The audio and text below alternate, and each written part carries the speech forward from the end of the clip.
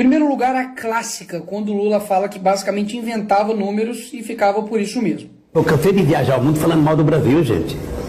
Era bonito a gente viajar ao mundo e falar, no Brasil tem 30 milhões de crianças de rua, no Brasil tem 30 milhões, a gente nem sabia, tem não sei quantos milhões de abortos, era tudo clandestino, mas a gente ia citando números, sabe? Se o cara perguntasse a fonte, a gente não tinha, mas a gente ia citando números. Mas eu estava dizendo, porque no Brasil tem 25 milhões de crianças de rua, eu era aplaudido calorosamente pelos franceses. Quando eu terminei de falar, o Jaime Velho falou assim para mim, ô Lula, não pode ter 25 milhões de crianças, Lula. Porque senão a gente não conseguiria andar nas ruas, Lula.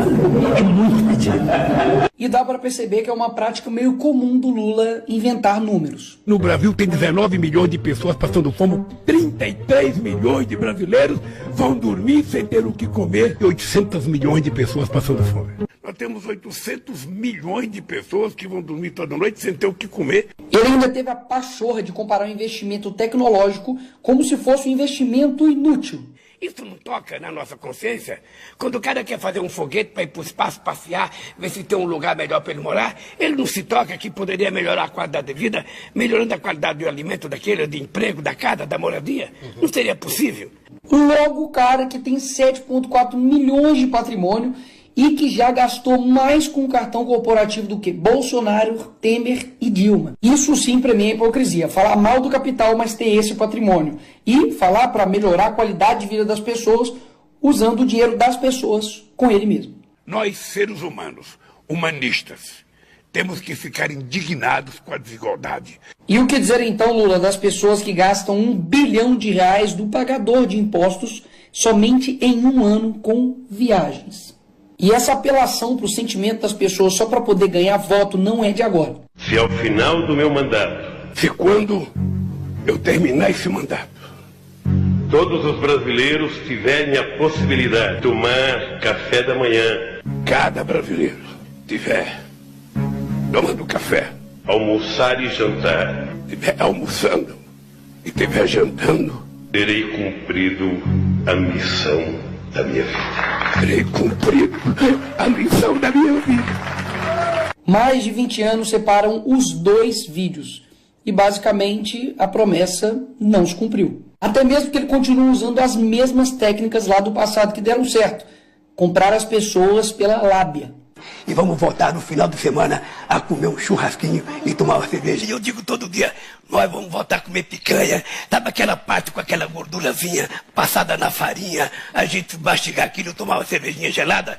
É tudo que o povo quer. E vamos voltar no final de semana a comer um churrasquinho e tomar uma cerveja. E depois teve a cara de pau de dizer que não era muito bem assim picanha, era um bife de soja.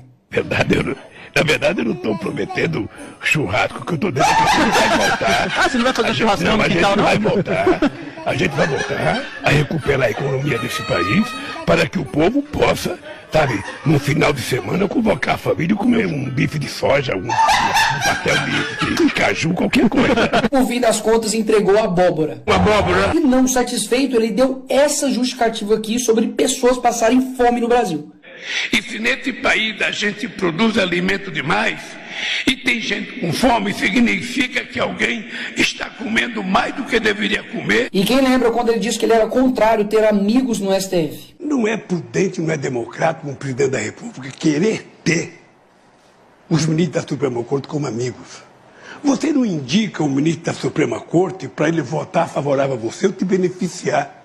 Os ministros da Suprema Corte têm que ter currículo. Não só pelo papel que ele teve na minha defesa, mas simplesmente porque eu acho que o Zanin se transformará num grande ministro da Suprema Corte desse país. E além do Zanin, indicou também outro amigo, Flávio Dino, para o STF. Sim, esse aqui é o Flávio Dino. Eles são amigos desde quando o Flávio Dino era mago. Isso era o que aconteceria se eu tivesse terminado essa frase, mas continuemos. Lembra que ele também disse isso? Vou fazer uma coisa para você, vou fazer um decreto, acabando com o seu sigilo de 100 anos. Para saber o que tanto você quer esconder por 100 anos. Eu vou fazer um decreto, assinar, para saber o que esse homem esconde por 100 anos. E agora eleito, adivinha? Adivinha? Ele meteu o sigilo de 100 anos em mais de 1.332 pedidos. É tanta mentira que eles contradiz toda hora. Eu, quando namorava muito tempo atrás, no Luxemburgo. Eu tinha uma garruchinha 22. Agora escuta. Quem é que quer comprar arma? É o crime organizado e algumas pessoas que não querem fazer bem para ninguém. O cara até chegou a culpar o Bolsonaro pelos imóveis que foram perdidos lá no Alvorada. Só que adivinha, não estava perdido, estava lá. E ele encontrou depois de 10 meses. E ele ama dizer que não é corrupto e que nunca roubou nada. Diga. Tá, o que eu roubei? E para não falar, é o Nicolas que está acusando ele, eu vou deixar o Antônio Palocci, ex-ministro do Lula, falar então. No fim do seu segundo mandato, aí ele preparou sua aposentadoria.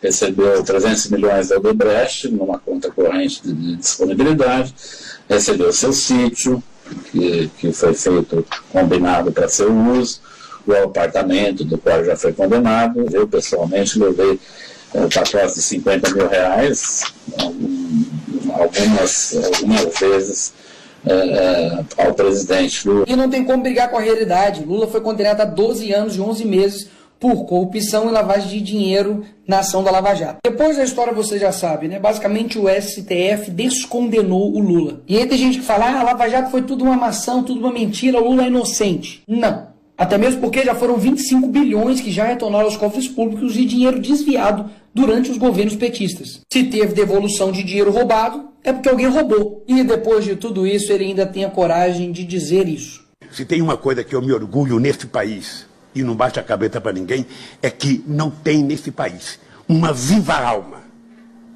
mais honesta do que eu. E o que eu quero mostrar nesse vídeo é que a mentira, ela tem poder. Obviamente não mais do que a verdade, mas ela também faz o seu estrago. Até mesmo porque, para pensar, num país com 220 milhões de pessoas, será que não tem ninguém melhor para dirigir o nosso país do que esse cara? Mas por que, afinal de contas, isso acontece? Porque as pessoas preferem mentiras que acalentam o coração e acalmam os seus ouvidos do que verdades que confrontam, que algumas das vezes vão ser amargas e ruins aos ouvidos, mas que no final das contas vai fazer você enxergar a verdade. E por fim, deixar esse vídeo aqui que se tem um dia que a minha alma foi lavada, foi esse dia. Mentiroso, ex-presidiário, traidor da pátria.